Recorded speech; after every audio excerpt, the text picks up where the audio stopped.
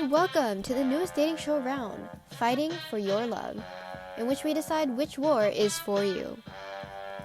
In this show, we will display two suitors, two wars, and you'll decide which is better for you. How this will work. First, we are going to get some quick interviews from our suitors, and then afterwards get into our juicy debates. Are you ready? Let's introduce you to our first suitor. Hi, I'm the Rwandan Civil War, active during 1990 to 1994. My fighting ranged all over the country of Rwanda. So, what's your background like? My background? I originated from a social class conflict. You see, I contained two groups, the Hutus and the Tutsis. The Hutus, who were more the physical laborers and took up a majority of the citizens of Rwanda, were tired of the treatment from the latest Tutsis who held power in the government. And this was a long, ongoing issue that led to a revolution. And what sparked the war?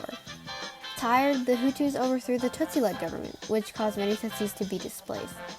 About 3,000 or so Tutsis were displaced at this time. And angered, Tutsi officer generals formed the Rwanda Patriotic Front, or the RPF, and fought against the Rwanda Armed Forces. Thank you, and now introducing our second suitor. Hello, I'm the Vietnam War, and I'm particularly focused on the Vietnam point of view.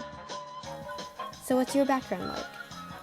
Well, I originated from communism, but mostly through conflicts with independence. The Viet Cong slowly started to take over the rest of Vietnam, resulting in us losing stability. However, from the South Vietnam side, we were able to get help from the US. There was an increase in military and economic support in Vietnam, but this didn't stop the Viet Cong from trying harder. And what sparked your war? We craved for independence. We wanted to be independent from everyone. After years and years of being known as French Indochina, we were able to gain independence through the Geneva Accords. We were divided into two, the Democratic Republic of Vietnam being the North, and the Republic of Vietnam being the South. Unfortunately, as time passed, North and South Vietnam relations began to worsen, resulting in the two governing factions going against each other. Why do you believe that you are a better suitor? My war only lasted 4 years or so, and it's so much better than 20, am I right? Think about the lives, the less war, less killing. The lives around 10,000 were taken, yes, but probably much less than Vietnam's. Okay, but at least my war didn't lead to a genocide. We are not focusing on that, but yes, I'll admit that is a fault of mine. You do realize that your genocide was labeled 100 days of slaughter, right? Yes, but there were issues like Belgium and the UN who had not come to aid. They had simply ignored us. So you're aware that both of you are civil wars, but what else do you guys have in common? Well, I think we both had anti-propaganda for the war, right? Yeah, but they fasted greatly. How so? Well, we had a lot of propaganda for supporting the war. Everyone in the Democratic Republic of Vietnam supported the war. Propaganda was shown through newspapers. People would also hear about the news in town as people would talk on loudspeakers. The Republic of Vietnam was the exact opposite because they had access to international news. They didn't have that much propaganda that supported the war. For me, the Hutu leader launched an anti-Tutsi campaign and armed the people against the Tutsis. Oh, and we are both total wars.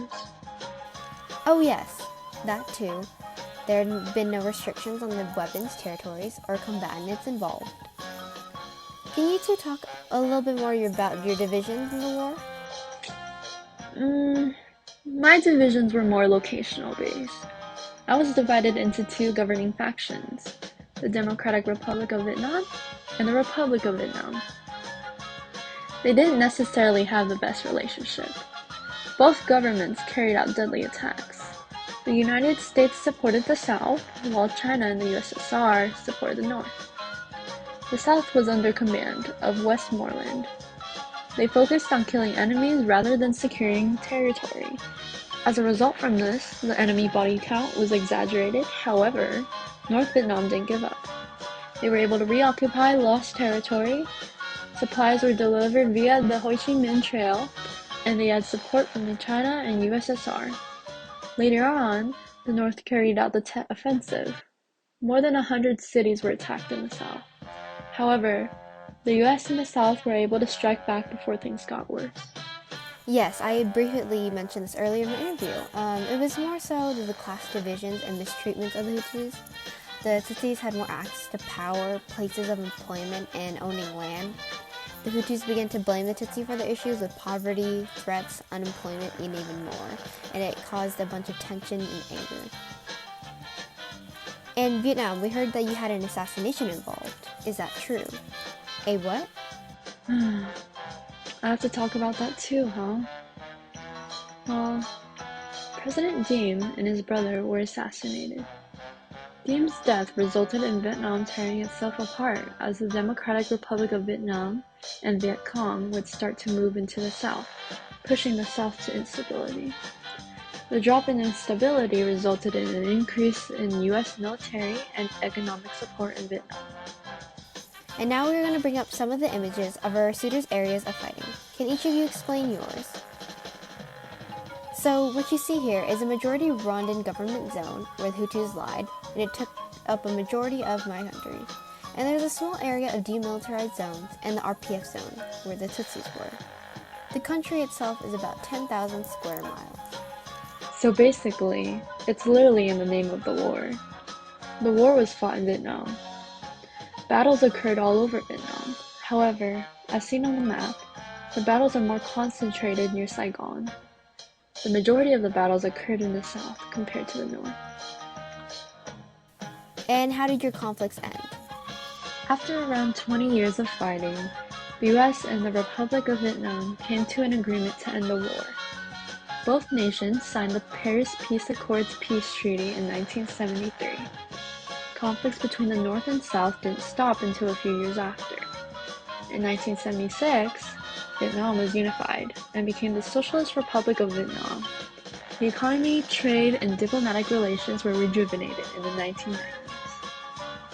After years of fighting, there had been talks initiated in 1992 and created an agreement called the Arusha Peace Agreement.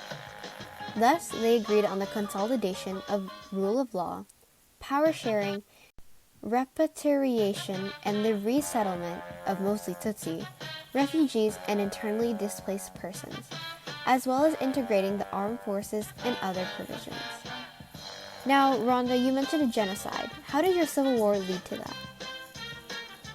Well, because of the concession to the Arusha Peace Agreement, the Hutus were not happy, and it created fierce rivalries between the Tutsis and the Hutus. Thus, the Hutus would impose threats and arm their people and cause a genocide against the Tutsis that would last for around 10 years.